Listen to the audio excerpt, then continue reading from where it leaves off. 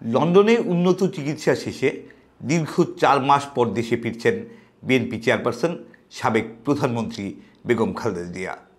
তার সাথেই দেশে ফিরছেন তার ২ পুত্রবধূ ডাক্তার জুবাইদা রহমান এবং শর্মিলা রহমান।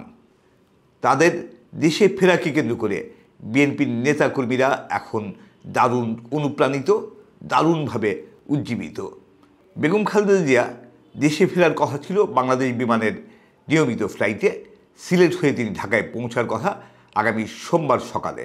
কিন্তু আজ শনিবার সন্ধ্যায় বিএনপি মহাসচিব মির্জা ফখরুল ইসলাম আলমগীর জানিয়েছেন, বেগম জিয়া ফিরতে পারেন কাতারের আমিরের পাঠানো বিশেষ এয়ার অ্যাম্বুলেন্সেও।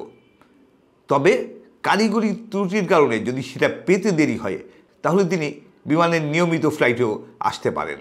উন্নত চিকিৎসার জন্য বেগম খালেদা জিয়া গত ৭ই জানুয়ারি লন্ডন যান। সেখানে পৌঁছার পরই তাকে ভর্তি করা হয় লন্ডন ক্লিনিকে। সেই ক্লিনিকে ১৭ দিন চিকিৎসা নেওয়ার পর তাকে নেওয়া হয় লন্ডনে জনাব তারেক রহমানের বাসায়।